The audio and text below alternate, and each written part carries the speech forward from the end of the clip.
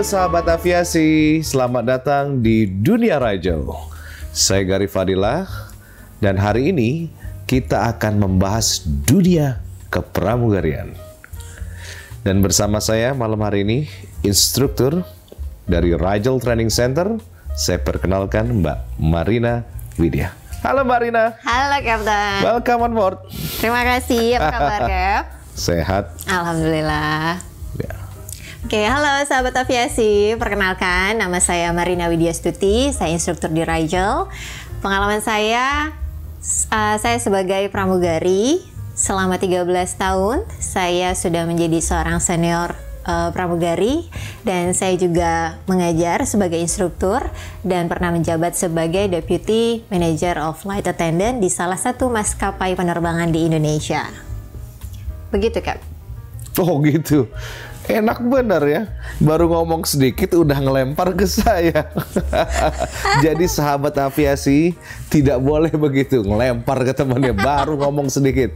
Oke, langsung kita bahas aja hari ini ya. Saya lempar lagi ke Anda. Apa yang akan Anda bahas hari ini? Hari ini kita akan bahas tentang pramugari, mulai dari sejarah dan bagaimana persiapannya untuk menjadi seorang pramugari. Betul bukan begitu, Cap?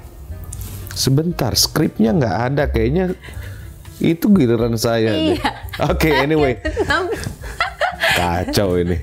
Oke, anyway, sahabat aviasi. Saya mau jelasin dulu sebelum kita bicara dunia kepramugarian.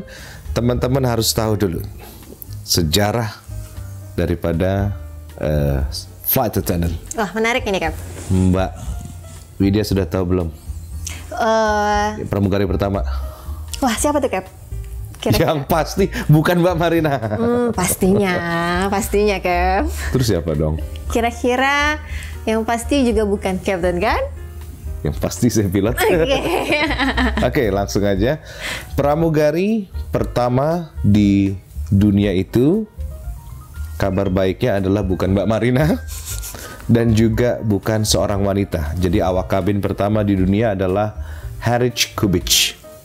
Maaf, Harich Kubic. Gitu.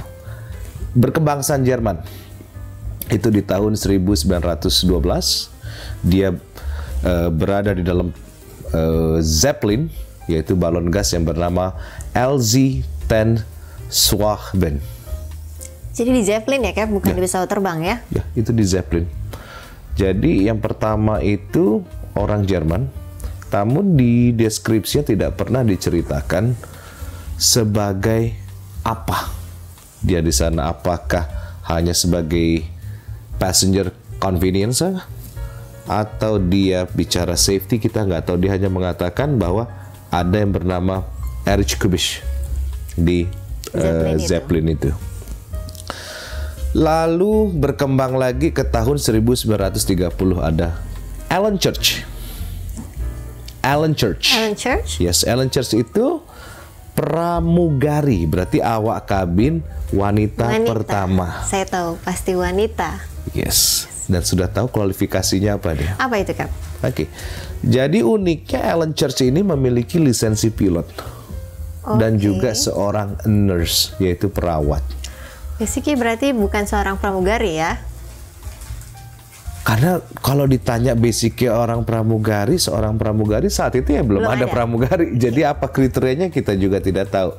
Namun dijelaskan di situ dalam sejarahnya, Alan Church dia adalah seorang nurse dan memiliki lisensi pilot. Namun pada saat itu dunia kepilotan masih didominasi oleh kaum pria, sehingga chance-nya dia untuk masuk juga kecil.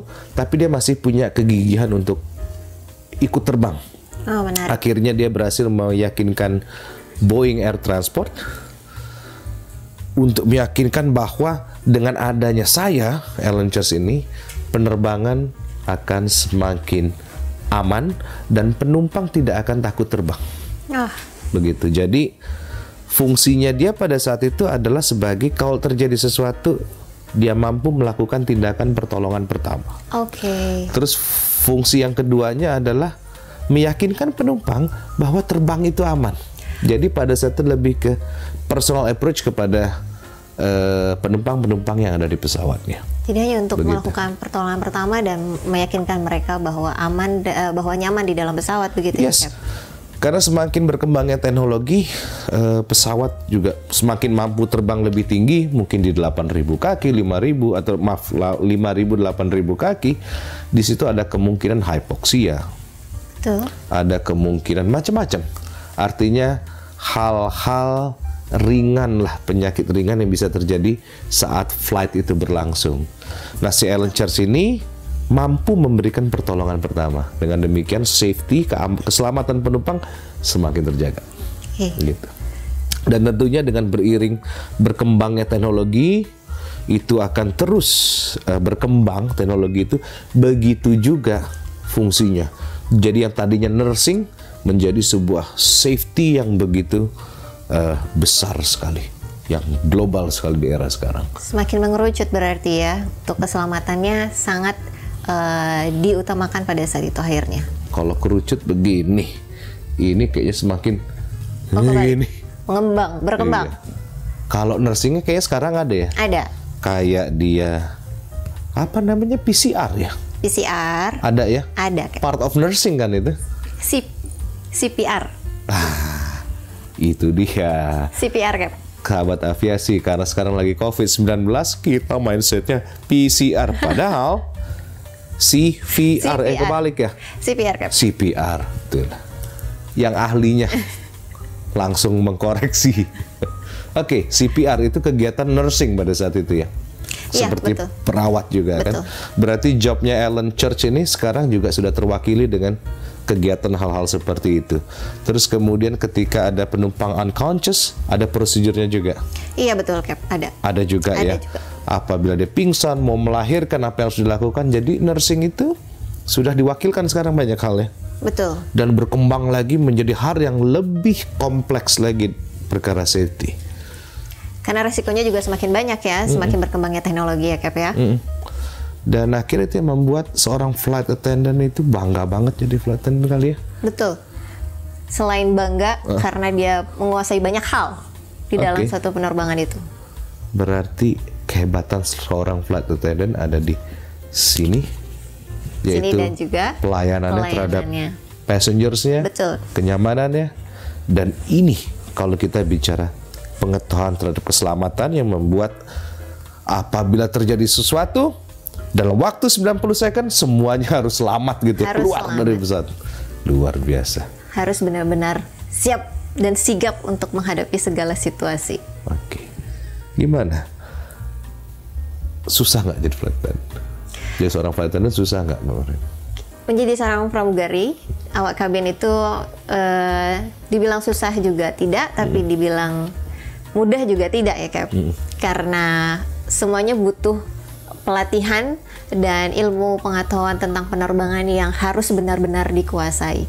Tapi tidak ada orang yang tidak bisa menguasai itu kalau tidak dicoba untuk belajar dan dilatih oleh trainernya. Oke. Dan pengalaman Mbak challenge Mbak seorang instruktur flight attendant. Iya.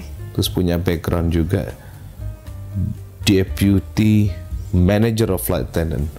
Challenge-nya Mbak, tantangan Mbak dalam mendidik orang menjadi seorang flight attendant yang kompeten, itu apa tantangannya?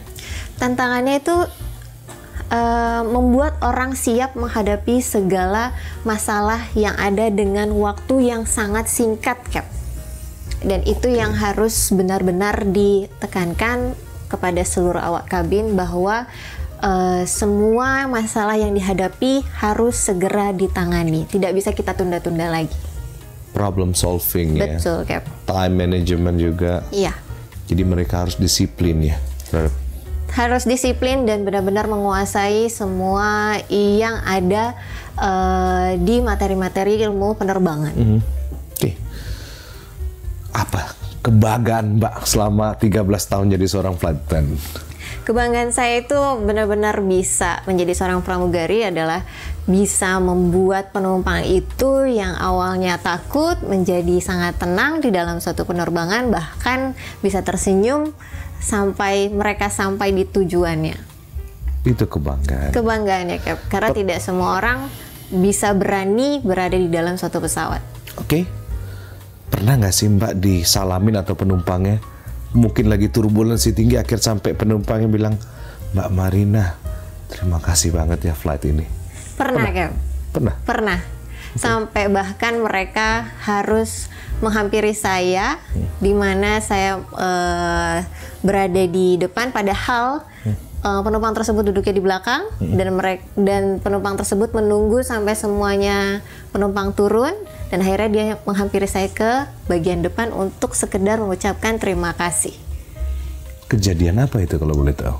Kejadiannya memang pada saat itu kondisi cuacanya cukup buruk, hampir di seluruh penerbangan itu pesawat itu ibaratnya apa ya, bukan terguncang ya, agak goyang gitu, dan dia orang yang sangat takut akan ketinggian dan semakin panik ketika terjadi guncangan di dalam pesawat.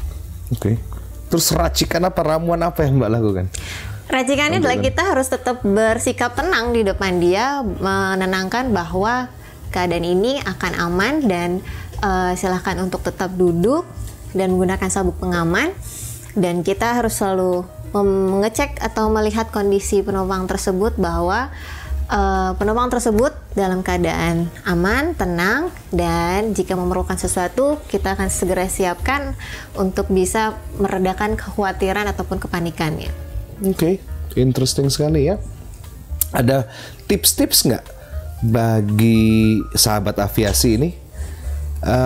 Apa sih yang mereka harus persiapkan untuk menjadi seorang flight attendant? Karena kadang-kadang kita melihat sosok flight attendant itu jalannya tegap, terus dia mempunyai etik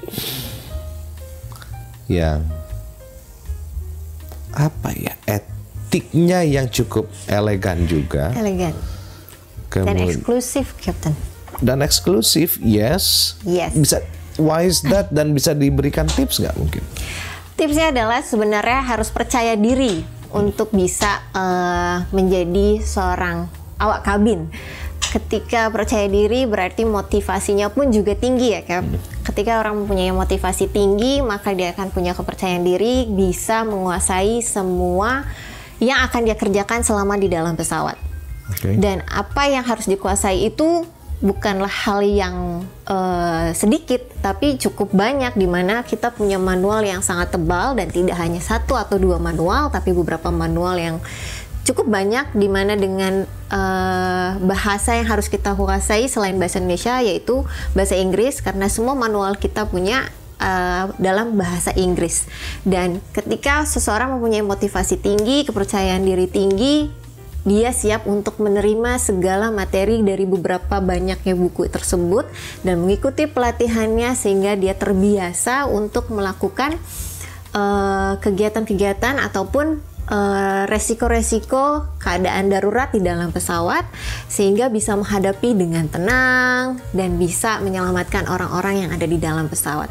Sehingga kepercayaan diri itulah yang menjadi timbul ketika mereka sudah berseragam, membawa koper ya di dalam pesawat, sehingga terlihatlah eksklusifnya mereka karena sangat menguasai ilmu di dalam penerbangan tersebut. Berarti keeksklusifannya adalah bukan dari gaya hidupnya, bukan ya, tapi adalah kedisiplinannya, kompetensi dia terhadap pengetahuan terhadap flight attendant manualnya, company operating manualnya, artinya buku-buku yang zaman dulu kayaknya nggak ada iPad ya, masih mahal untuk dapat iPad. Masih buku semuanya, dan harus kita pahami setiap halaman, setiap lembarnya, dan harus bisa kita kuasai, dan pasti akan ditanya di dalam ujian, baik tertulis maupun secara lisan. Sahabat aviasi mau tahu nggak, isi tulisan bukunya itu bahasa Jawa kalau nggak salah ya, Sangsekerta. Bahasa dewa, kalau kita bilang ya, bahasa dewanya ya, karena memang bagi yang belum mengenal dunia aviasi, itu adalah bahasa-bahasa yang sulit dimengerti. Jadi memang harus benar-benar dipahami dan dipelajari. Selain karena dalam bahasa Inggris ya, Cap, tapi arti dari bahasa Inggris yang kita artikan ke dalam bahasa Indonesia pun juga jangan sampai salah untuk diartikan dan dipahami. Jadi benar-benar seorang cabin itu kalau kita rangkum kali ya, yang pertama dia harus pikirkan, yang pertama adalah safety. Safety. Benar ya? Betul. Yang kedua adalah safety lagi. Benar. Betul sekali, Cap. Yang ketiga adalah safety lagi. Safety. Yang utama adalah. Yang keempat baru kita bicara kenyamanan. Betul. Penumpang, betul ya? Betul. Safety itu sudah sangat paling level atas. Oke. Dan juga didampingi dengan kenyamanan penumpang di dalam pesawat. Oke, thank you banget Mbak Marina Widya. Sama-sama, Cap. Terima kasih udah mampir-mampir ke sini. Dengan senang Tetap hati, semangat dalam mendidik calon-calon pramugari, dan tentunya agar menjadi hasil didik yang disiplin. Amin. Konsisten terhadap keselamatan penerbangan, Ya. kemudian menjadikan pribadi yang kompeten di dunia aviasi Indonesia. Tetap semangat berkarya. Siap, ya. Terima kasih. Oke, sahabat aviasi, terima kasih dan stay tune untuk episode berikutnya. Yang kita akan bahas adalah safety pertama, kedua adalah safety, ketiga safety, keempat baru service. Apa itu maksudnya? Stay tune, akan tetap bersama Mbak Marina Widya.